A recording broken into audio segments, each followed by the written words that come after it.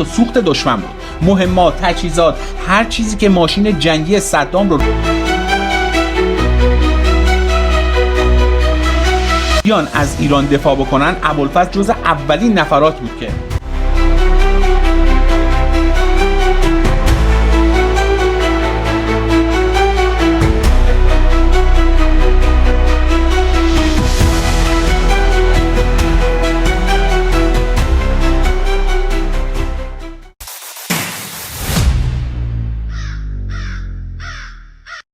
درود بر شما. اینجا زاغ مدیاست و من هم جلال هستم. امروز با معرفی یکی از قهرمان‌های وطن پیش شما اومدم. یکی از بابک خرمدین‌های زمان ما، یکی از سیاوشان زمان ما، یکی از کسانی که عین غفور جدی برای این سرزمین فداکاری کردند و زحمت کشیدن. مطمئنم که از محتوای امروز ما خوشتون میاد، پس تا آخر این ویدیو همراه من بمونید. ولی اگر تا الان کانال ما رو سابسکرایب نکردید، این کار رو انجام بدید، دکمه زنگوله رو هم بزنید تا از محتواهای بعدی ما باخبر بشید. اگر ویدیو رو هم دوست داشتید لایک بکنید، چون این موضوع خیلی به ما کمک میکنه که داستان این قهرمان‌های بزرگ کشورمون رو بیشتر به مردم نشون بدیم.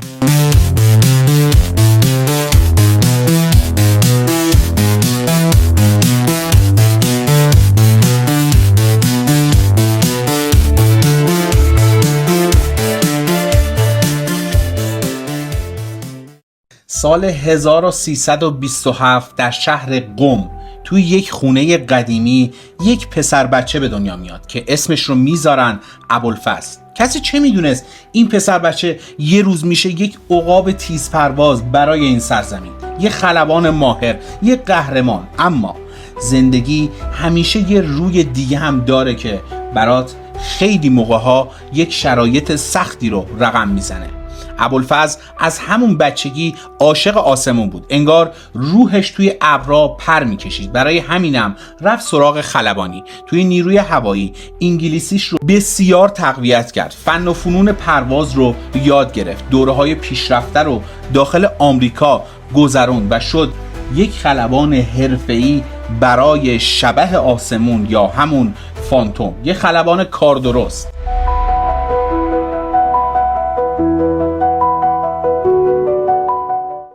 اون موقع شیراز بود، بوشهر، توی پایگاه یکم. هر جا که میرفت همه اون رو دوست داشتن، چون واقعا یک خلبان کاردرست و دوست داشتنی بود. داشت توی اوج پرواز میکرد که متاسفانه یک اتفاق بد برای نیروی هوایی ایران افتاد. اول از همه متهمش میکنن به همکاری با کودتاگرا و بازخریدش میکنن. بعد از اون دوباره میان دستگیرش میکنن و براش حکم اعدام میبرن. میارن و بالاخره میاد توی دادگاه آخر. اما اونجا حرفی رو میزنه که واقعا حتی همون قاضی اون دادگاه شرع رو هم تکون میده. ایشون میدونید یک حرف بزرگمنشانه و یک حرف قهرمانانه میزنه. میگه که اگر میخواید من رو اعدام بکنید، حداقل با روش خودم این کار رو انجام بدید، یا منو ببرید جبهه، از من به عنوان یک سپر انسانی استفاده بکنید تا عراقیان منو بزنن بکشن، یا منو ببرید توی هواپیما سوار بکنید، ببرید بالا سر عراقی‌ها پرتم بکنید تا برم حداقلش اینه که برخورد کنم با یکی از اینا و بتونم یکیشون رو با خودم از این زمین محو بکنم. این حرفش انقدر تکون دهنده بود که بالاخره ایشون حکم عفو میگیره و جنگ هم خب بالاخره شروع شده بود و دیگه وقت موندن نبود. ابوالفضل دوباره میاد درخواست میده، میگه آقا من میخوام برگردم گردان پروازم، میخوام فقط از این آب و خاک دفاع بکنم. اما رفیق صمیمیش و کسی که واقعا خودشون از عقابای تیزپرواز ایرانن و همینجا من به شما قول میدم که از ایشون در آینده نزدیک ویدیوی جذاب بسازم. در مورد ایشون اینطور صحبت میکنن: جاوید نام، تیمسار، محمود زرابی، یکی از عقابای تیزپرواز نیروی هوایی بعدها از اون روزا اینطور تعریف میکنن، میگن که ابوالفضل رو بر اساس یه سری شک و شبهه برداشتن بردنش تا پای چوبه دار. خود ابوالفضل بعداً تعریف کرده بود که 3 بار بهش گفتن که وصیت‌نامه‌تو بنویس و 3 بار اونو بردن پای چوبه دار و بهش گفتن که فردا صبح کار تمومه. یعنی 3 بار مرگ از جلوی چشماش رد شده بود و حکمش هر بار به تعویق میافته. وقتی که جنگ میشه و داوطلبا میخواستن بیان از ایران دفاع بکنن، ابوالفضل جز اولین نفرات بود که به بوشهر اومد. ولی اون ابوالفضل سابق نبود. تیمسار زرابی میگفت 15 کیلو وزن کم کرده بود، از 75 کیلو رسیده بود به 60 کیلوگرم. اون همه استرس و بیخوابی و انتظار مرگ امورشو بریده بود. ولی خب رفقا هم اونجا هواشو داشتن، بهش رسیدگی کردیم و دوباره جون بگیره و بشه همون عقاب همیشگی. تیمسار زرابی حرف قشنگی داشت، میگفت ما دکتر و مهندس رو میتونیم از خارج کشور هم وارد کنیم، ولی خلبانی که بخواد برای این خاک بجنگه وارداتی نیست، باید خون ایرانی تو رگاش باشه. میگفت قهرمانای واقعی بچهای ما این قهرمان‌های پوشالی توی فیلم‌ها نیستن. قهرمان‌های واقعی همینان، عباس دوران‌ها، علیرضا یاسین‌ها و همین ابوالفضل مهدیار. اینا دنبال اسم و رسم نبودن، اینا بر این باور بودن که باید از این آب و خاک دفاع بکنن تا پایان جونشون. من ارتشیم، سربازم. جناب مهدیار عملیات زیاد رفتن، اما بذارید اونی که از همه مهمتره رو برای شما تعریف کنم. جنگ شروع شد، آسمون ایران پر شد از غرش فانتوم ها. نیروی هوایی بی امان شروع میکرد به زدن نقاط حساس عراق. اواخر مهر 1359 یه نقشه مهم میاد روی میز، از کار انداختن شاهرگ حیاتی ارتش عراق توی جنوب، اسکله ام القصر. اسکله ام القصر فقط یه بندر ساده نبود، نبض تدارکات و سوخت دشمن بود. مهمات، تجهیزات، هر چیزی که ماشین جنگی صدام رو راه مینداخت از اونجا میرسید. زدن این اسکله یعنی قطع کردن این شریان حیاتی، یعنی کند کردن دشمن توی جبهه ها. اما این عملیات فقط نظامی نبود، یه جنگ روانی هم بود. اگه خلبان‌های ما میتونستن توی این نقطه به شدت حفاظت شده نفوذ بکنن، یعنی ما هنوز دست برتر توی آسمون رو داریم. این کار روحیه نیروهای خودی رو توی آسمون بالا می‌برد و یه دل دشمن رو راحت برای ما خالی می‌کرد. روز اول آبان ابوالفضل مهدیار به عنوان لیدر با 2 پرواز موفق روی بندر فا و ام القصر رو انجام میده. ضربه‌ای که زدن اونقدر سنگین بود که فرمانده ها گفتن فردا هم باید این کار تکرار بشه، باید کار رو تموم کنن و برگردن. و اون روز هم رسید، 2 آبان 1359 ساعت 12 ظهر 2 تا فانتوم آماده پرواز میشن. هواپیمای شماره 1 لیدر دسته پروازی سرگرد خلبان ابوالفضل مهدیار و کمکش سروان محمود شادمانبخت، پشت سرشون هم سرگرد محمود زرابی و ستوان یکم اسماعیل پیروان. 2 تا عقاب آهنی از روی زمین بلند میشن و مستقیم به سمت قلب دشمن شیرجه میکنن. با رسیدن روی هدف اول با رگبار مسلسلانشون یه جهنمی رو اونجا به پا میکنن، بعد نوبت به هدیه اصلی میرسه و بمبای MK82 رو یکی پس از دیگری ول میکنن روی این اسکله ننگین.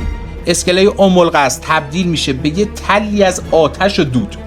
مأموریت با موفقیت انجام میشه و میخواستن که برگردن، اما درست وقتی داشتن به سمت مرز ایران برمیگشتن، توی اوج حس پیروزی یک لحظه یک درخشش مرگبار، یک موشک و هواپیمای لیدر یعنی هواپیمای ابوالفضل مهدیار آتیش میگیره.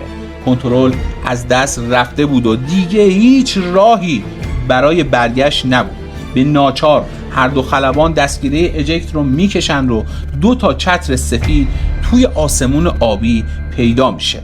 قانون جنگ و کنوانسیون‌های بین‌المللی میگه که خلبانی که با چتر فرود میاد نباید به سمت شلیک بشه، چون اون دیگه واقعا یه مبارز نیست، یه انسان بی‌دفاعه و شما نباید به سمت اونا تیراندازی بکنید. اما همه ما میدونیم که عراقی‌ها هیچ بویی از انسانیت نبردن. اونا جز کثیف‌ترین موجودات بودن. از روی زمین به شکل ناجوانمردانه و بدترین کار ممکن رو انجام میدن.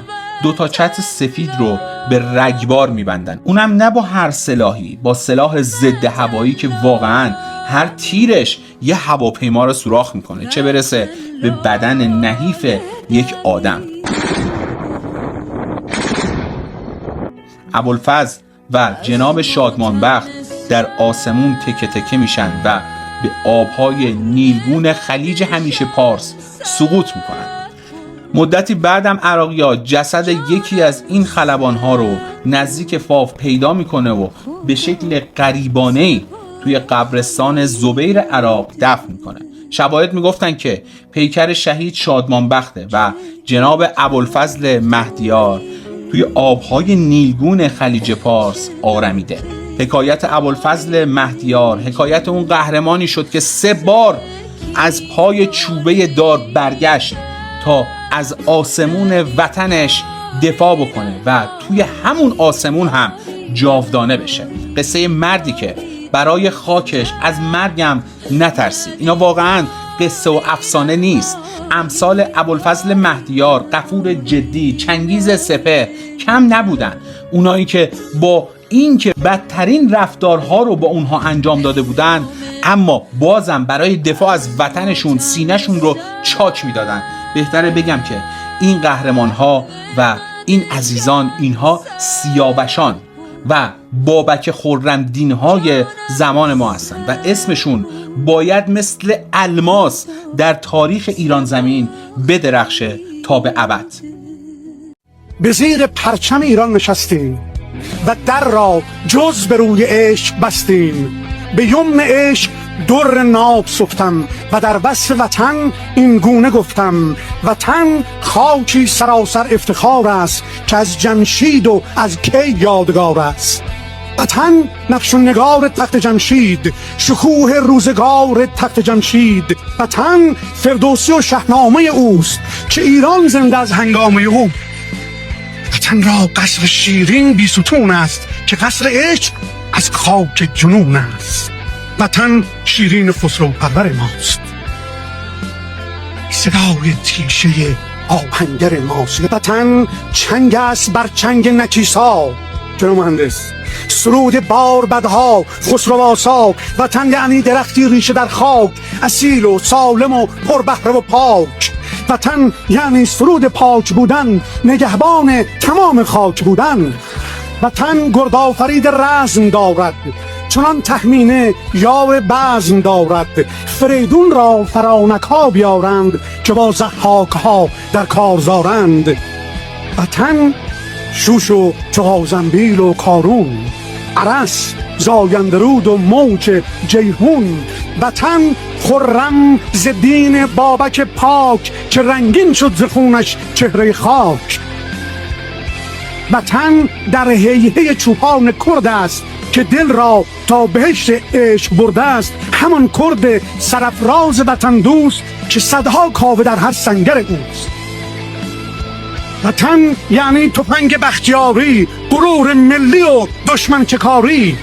وطن یعنی خروش شربخانی، از خاک پاک میهن دیدبانی. وطن یعنی بلوچ با صلابت، دلی عاشق نگاهی پرمحابت.